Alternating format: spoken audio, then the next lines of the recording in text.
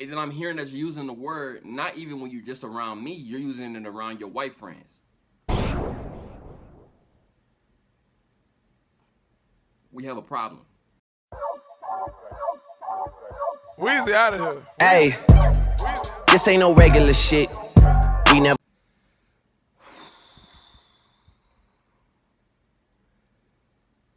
As y'all can see by the title, I got a little story time for y'all, man. And I did not think I was ever gonna make a video on this, but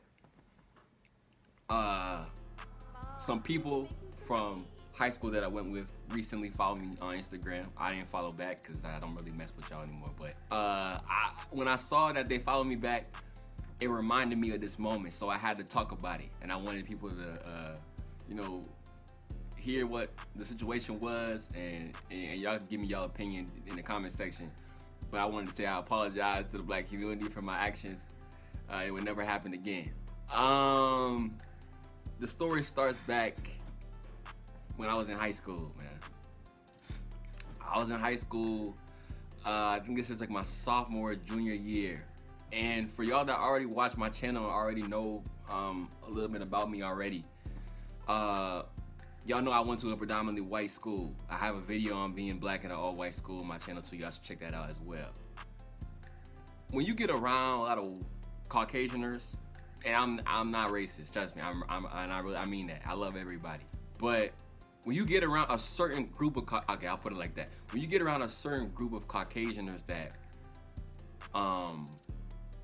love to cross the line with race, don't really give a damn about how you feel about it and how you perceive it, you're gonna have some bad things happen. And during that time, my mentals wasn't really the best because I wasn't really around black people like that. So I was starting to get into some coonery behavior. I gotta do a coon analysis and a coon screening.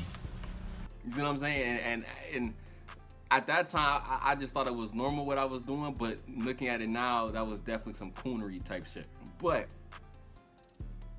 you know, I had a lot of white friends. Yeah, I ain't gonna send them to my friends no more, but I had a lot of white friends. And, you know, especially at private schools, I feel like these kids, when they see black people, they're over the moon, bro. Like they're elated. Know everything about everything. I remember niggas asking me about certain rap artists, chicken flavors and shit, bro. I'm like, since when did I become the black ambassador, bro? I'm just a black dude going to school, bro. That's all I'm here for, right? But I remember a time, I recall a moment during my studies when a group of people, a group of white kids, asked me if one day a week they could use the N-word. I know what y'all thinking. Lance, why in the fuck would you do something like that?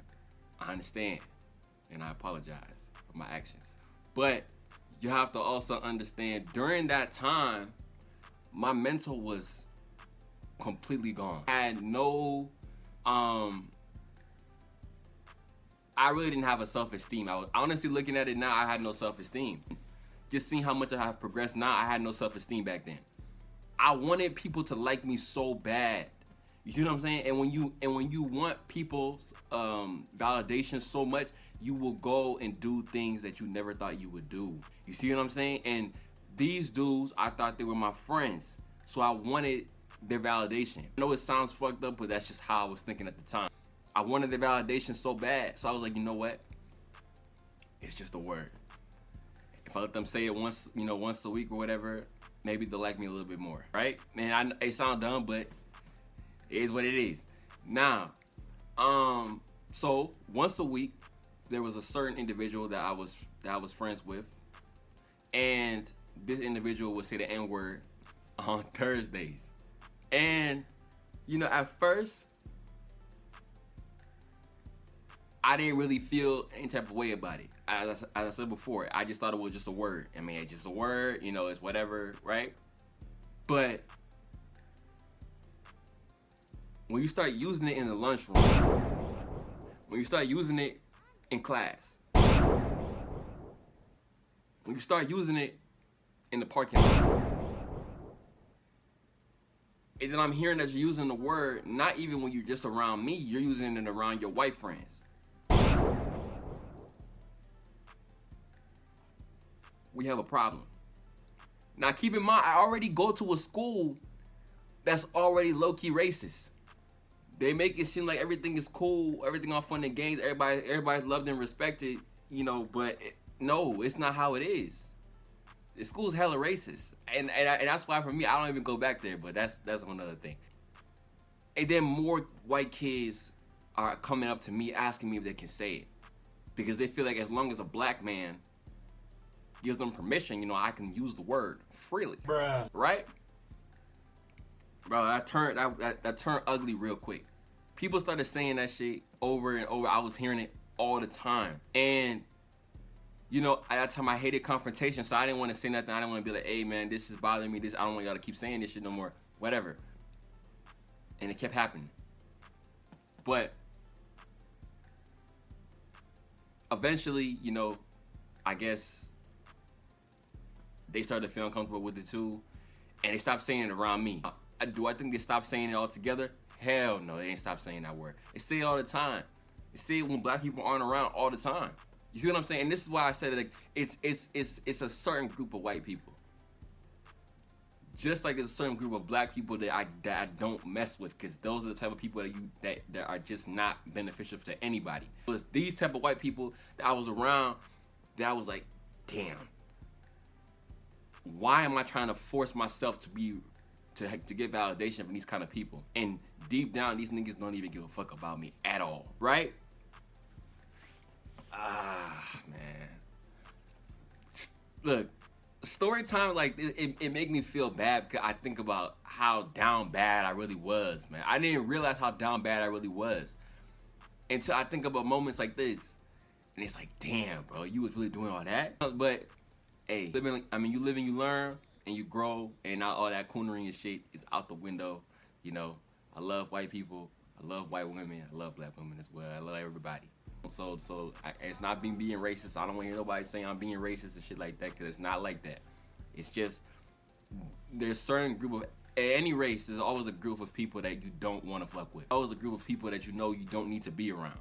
A group of people that you know have no benefit to society. Don't add any kind of benefit to society, and that you need to stay far away from. See what I'm saying? So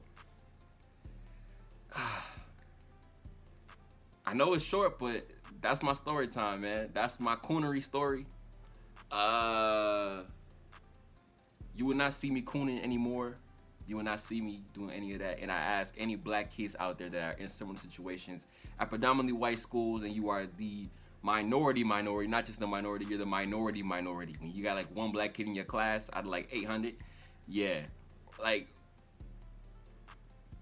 don't do that shit. Please stand up for yourselves.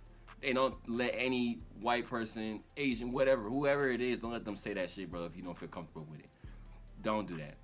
Because it really is some coon-like behavior, bro. And that type of shit is just not, we can't tolerate that.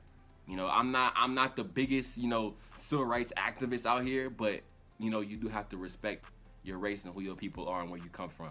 You know, and think about what your ancestors and stuff had to go through with that type of language and those type of situations. So things like that you got to think about. But I'm gonna leave it there. Make sure y'all like and subscribe. Please comment down below and tell me your thoughts on this. I know it's some cool behavior, man, but y'all let me know what y'all think. I'm gonna see y'all in the next one. Peace.